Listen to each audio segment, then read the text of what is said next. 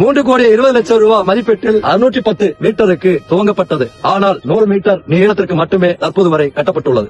அனைவருக்கும் வணக்கம்.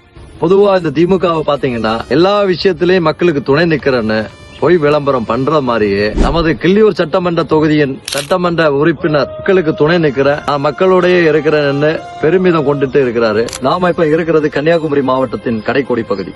இல்லன்னா அத்திப்பட்டி கிராமம் போல மறக்கப்பட்ட பகுதின்னு கூட சொல்லிக்கலாம்.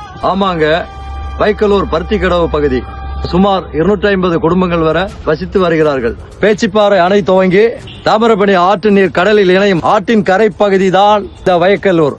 பிரசித்தி பெற்ற கோவில், பல மக்கள் குடியிருக்கும் இந்த பகுதியில் மழைக்காலங்களில் பெருத்த வெள்ளப்பெருக்கு ஏற்பட்டு சுமார் 200 மீட்டர் தள்ளி அந்த பகுதியில் இருக்கக்கூடிய குடியிருப்புகளுக்குள் தண்ணி புகுந்தது. அங்கு இருந்து 3 வீடுகள் அடித்து செல்லப்பட்டது. இதனைத் தொடர்ந்து இப்பகுதி மக்கள் சட்டமன்ற உறுப்பினர் ராஜேஷ்குமார் அவர்களை தொடர்பு கொண்ட போது, நீங்கள் அப்பகுதியில் இருந்து வெளியேறி வாங்கள் என்றுதான் குறிப்பிட்டார்கள். இது குறித்து சம்பந்தப்பட்ட துறை அதிகாரிகள் கூறும்போது, போதுமான அகலம் இல்லாத காரணத்தால் கட்டுமான பணிகள் மேற்கொள்ள முடியாது என்று கூறினார்.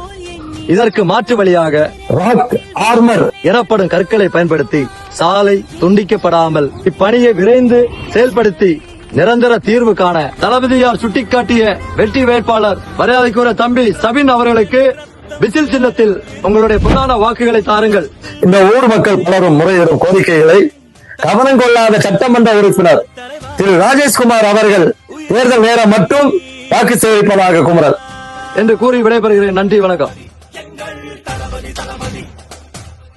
தளபதி நீதான் என்றும் தளபதி.